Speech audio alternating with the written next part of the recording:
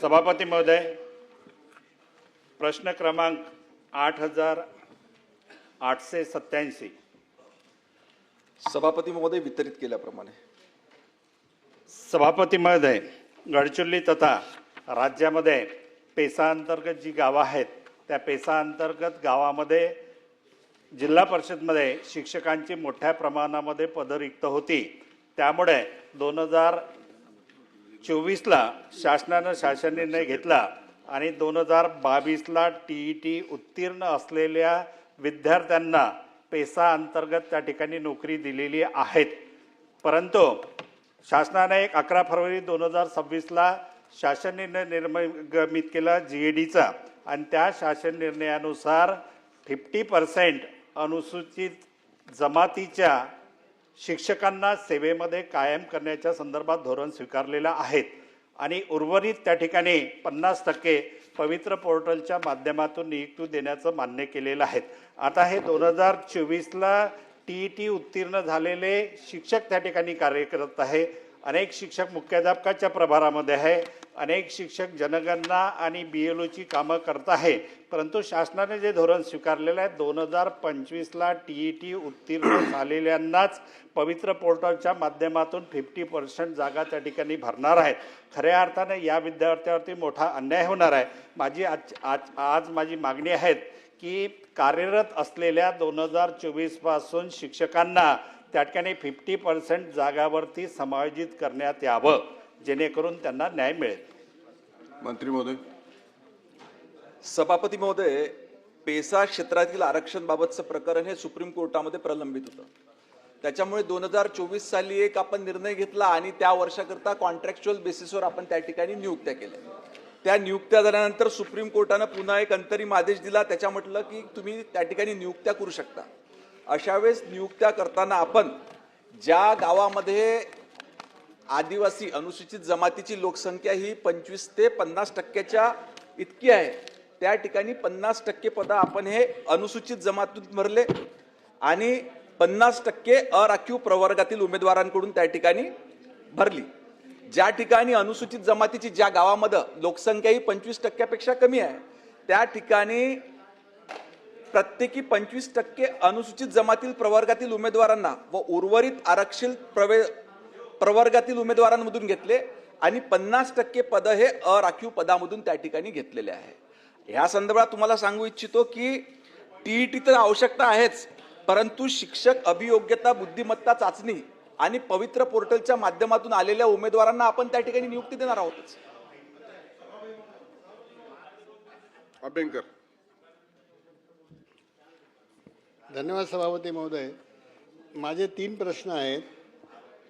15/7/24च्या आदेशाने अभियोग्यता व बुद्धिमत्ता चाचणीद्वारे गुणवत्ताधारक व त्यानंतर इतर प्रवर्गातील मानधन तत्वावर नियुक्त केलेल्या शिक्षकांच्या सेवा आपण नियमित करणार आहात का? कारण हे मानधनावर आहेत। एक। दुसरा, 25 ते 50% पेसा क्षेत्रातील लोकसंख्येच्या गावामध्ये 50% अनुसूचित जमातीचे आपण भरणार आहात व 50% अराखीव ठेवलेले आहे। या 50% अराखीवमध्ये अन्य मागासवर्गीय व गटातील उमेदवारांच्या नियुक्त्या करण्यात येणार आहेत काय? आणि तिसरा प्रश्न आहे, ज्या ठिकाणची लोकसंख्या 25% पेक्षाही कमी आहे त्या लोकसंख्येच्या गावी आपण 25% अनुसूचित जमातीचे आणि 75% अराखीव ठेवणार आहात। या अराखीवमध्ये नियमाप्रमाणे सगळीकडे असंच केलं जातं की अराखीव पदं जे आहेत त्यामध्ये आता अनुसूचित जाती, भटक्या जाती, जमाती, इतर मागासवर्ग यामधून ह्या जागा भरल्या जाणार आहेत काय? मंत्री महोदय। सभापती महोदय, मी आधीच सांगितल्याप्रमाणे ज्या गावाची लोकसंख्या ही 25 ते 50% अनुसूचित जमाती आहे त्या ठिकाणी आपण 50% पदं हे अनुसूचित जमातीतली आणि 50% पदं हे अराखीव गटातील, बरोबर आहे। आणि ज्या गावाची लोकसंख्यामध्ये 25% कमी आदिवासी आहे त्या ठिकाणी प्रत्येक गावातील 25% पदं अनुसूचित जमाती प्रवर्गातील आणि उर्वरित आरक्षित प्रवर्गातील उमेदवारांमधून आणि नंतर मग 50% पदे हे अराखीव उमेदवारांमधून त्या ठिकाणी भरणार आहोत। बच्चू कडू। अराखीवमध्ये मग त्याला लागू होत नाही.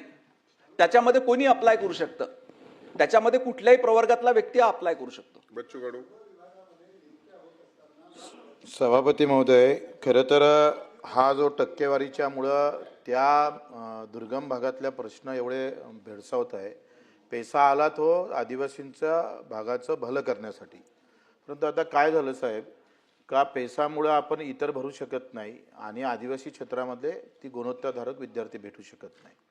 हा मुळात प्रश्न आहे आणि त्याच्यामुळं हा सगळा शिक्षणाचा पासून हा वर्ग पूर्ण दूर गेलेला आहे. मी जेव्हा मेळघाटमध्ये धारणी चिखलदऱ्यामध्ये पायी फिरलो सभापती महोदय, तेव्हा एक शिक्षकी शाळा आहे. एक शिक्षकी शाळेमध्ये काय होतंय का एका शिक्षकाला 4 वर्ग शिकवावं लागतं आणि मग बाकीचे 3 वर्गातले पोरं बाहेर उभे करावं लागतं. कारण एकखट्टे शिकवलं तर कोणतं घ्यावं त्यानं हे पण समजत नाही. पहिले निर्णय घेतला पाहिजे का हा 2 शिक्षकी करणं फार महत्त्वाचं आहे. काही असो, 1 असो 2 असो, शिक्षणापासून वंचित राहिला नाही पाहिजे.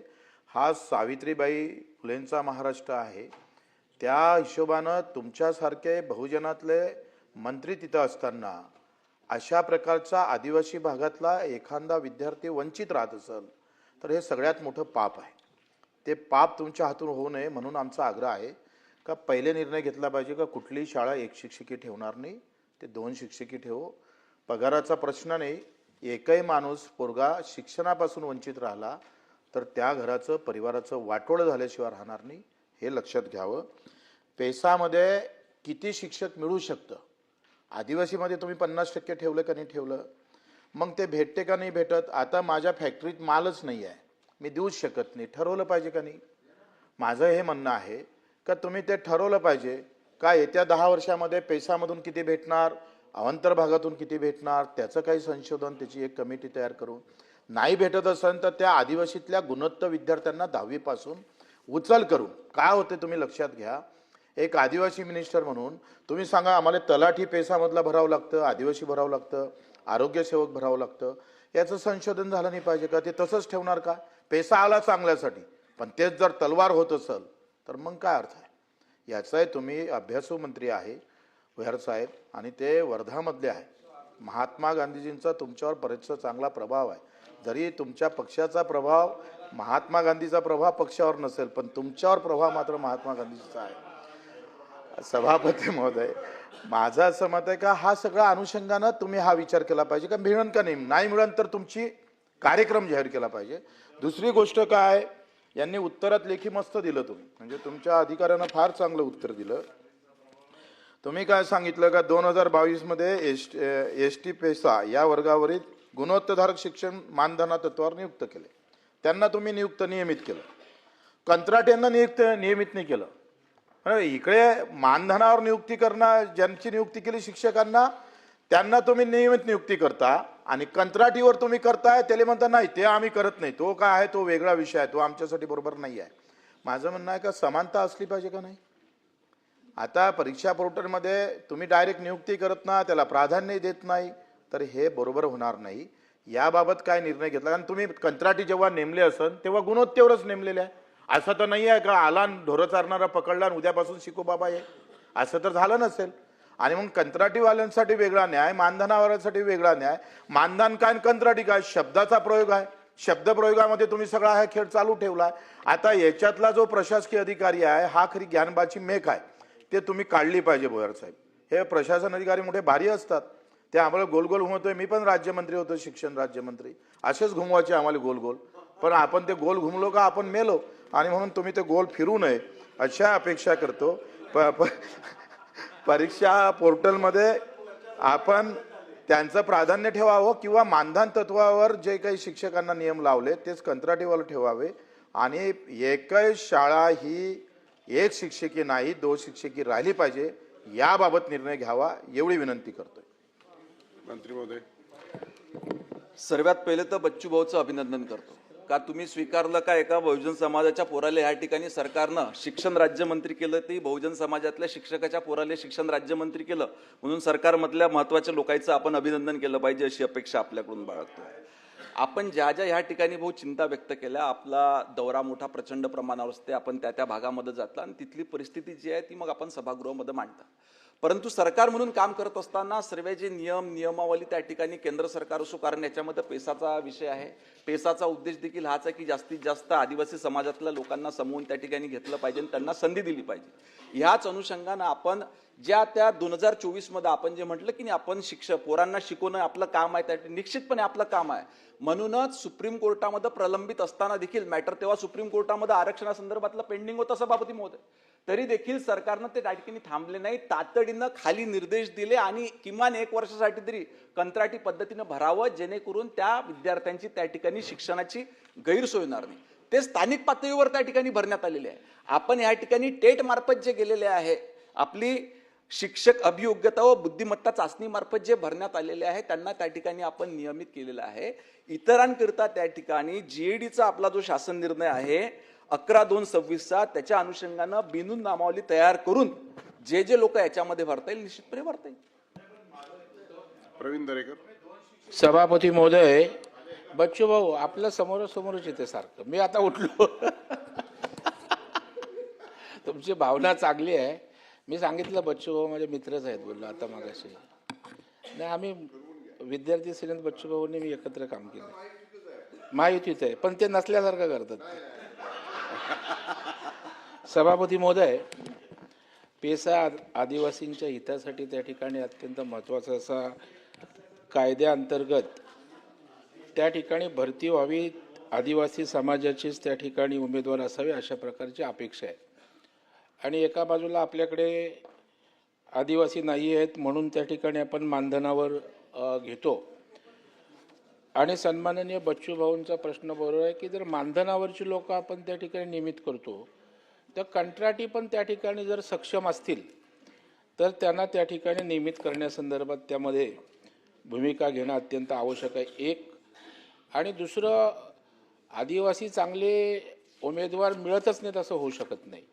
तर अशा प्रकारचे उमेदवार शोधण्यासाठी त्या ठिकाणी काही स्वतंत्र यंत्रणा आहे का, किंवा नसेल तर एक स्पेशल ड्राईव्ह घेऊन त्या ठिकाणी राज्यभरातनं अशा प्रकारचे उमेदवार मिळण्यासाठी शासन काय उपाययोजना करेल का?